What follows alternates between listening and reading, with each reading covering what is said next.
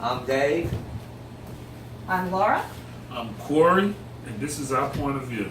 Okay, I got a topic I think is fairly interesting. Cloning. That is interesting. Good. I'm for cloning. You're for it? Yes, I am. So say good or bad idea, you obviously are going with the good. Right. No. Laura? No. Okay, well, why do you think it's a good idea? I feel that it's a good idea as far as say you have a terminal disease or it's been a fire and you need a skin draft. Me personally, I just see the benefit of having a clone. So, like Laura? organ farming. in a sense, yes. You don't think that there's something wrong with that? Because this is a living, breathing person. And you're just keeping them sustained and whatever. Like the grocery store. If you have a Right. bag of frozen peas, you just go pick out your peas. But I think it's all in how you view them. I don't view them as that. I view them as, and I know it's going to sound crazy, but I view them as parts that you may need, or they perform a function that you don't necessarily have to do or you don't want to do. So kind of like a salvage yard. You can go pick your parts. You know what? I mean, I know it sounds hard. I know it sounds It's harsh, but I just see the benefit of it. Honestly, I do. Like, say hypothetically, if one of us go blind and we need an eye transplant, we have a clone. You know what I'm saying? If we, Lord forbid, we have heart failure or a match, bone marrow, and we need a match, the clone is there. That's the purpose But what of if a this clone. clone does have feelings, does have, let's say, a soul, if there is such a thing, that it does have these things? Are you still comfortable with Because I wouldn't view it as having a soul or feelings. whether it does or doesn't? You're not Right. gonna, No. you don't perceive it No, that way. that's not its purpose. That's not its purpose. Right. That's how I view it. For what? Ooh, that's like having a child and just like using it for parts, spare parts. See, I don't look at it like that. Though. I understand it's a creation of my DNA, but as far as the emotional attachment to it, I wouldn't have any emotional Well, attachment. because it wouldn't be around you. It would be in wherever it is. Right. Or But what that if- doesn't mean it doesn't have that. It's just that you don't have to see it. But So if you don't have to see it, then it's not real. No. My point is, until they can validate that it does have a soul or feelings, that's how I look at it. Mm-hmm. But I don't view, like, I watch a lot of science fiction movies, and in those movies, the clones or drones, they don't have souls. But isn't there always like one that winds up having soul and runs away? Well, I mean, I think they do that for the movie. Well, how do you measure this soul thing? How would anybody know? It's not something that you could measure or test. Right. So how would you ever know whether it actually had this? Right. Okay, That's a so good I wouldn't question. even say soul so much as I would say consciousness. Is this an individual that is able to think and breathe and walk and talk? And if they are able to do all those, then that is a person. Okay, with that mentality, we should all be vegetarians then. I mean, Well, I'm not. as far as cattle, we kill cattle for steak. We do. Chicken, you know what I'm saying? Fish. But we're doing that to sustain ourselves, like to stay alive, to eat. But this, what you're saying, is far going No, I'm far not past saying that. No, I'm But in saying a way- this Well, It's like he's when you get sustained. sick, But in a then way, you he's- get to live forever. In a But way, he not said necessarily live forever. he almost but said the same thing you did. That I'm doing it he to said sustain. to sustain. Right. He said that the meat is Yeah, to that's what I'm sustain. saying. Sustaining is like living forever. Is that or sustaining yourself. As a Christian, right.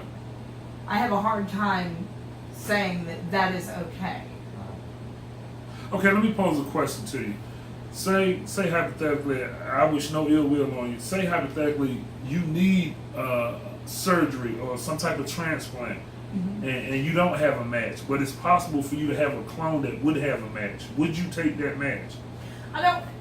and here's, I know this is splitting hairs, Right. but say if you can get the DNA for that specific part and grow the organ without the physical body, maybe I would be okay.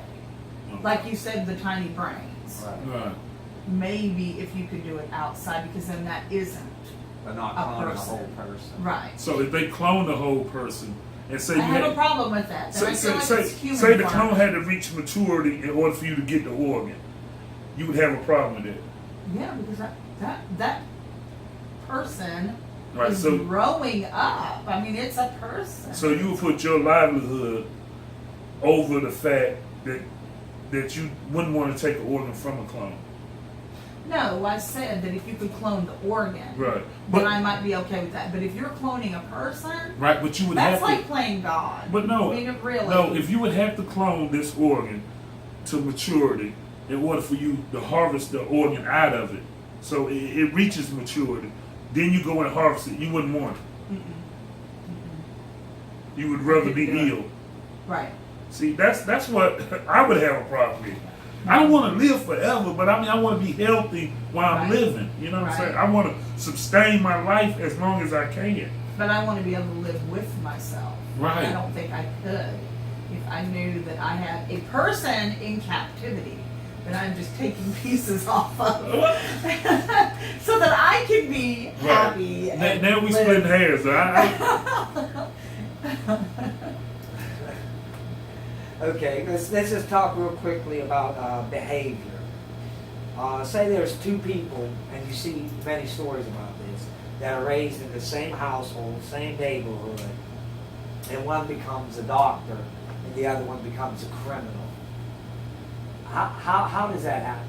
If you're the same house, same household, same neighborhood, same parents, how can one say become a doctor or a lawyer or just a regular good citizen, and the other one becomes this mad, devious criminal? How does that happen?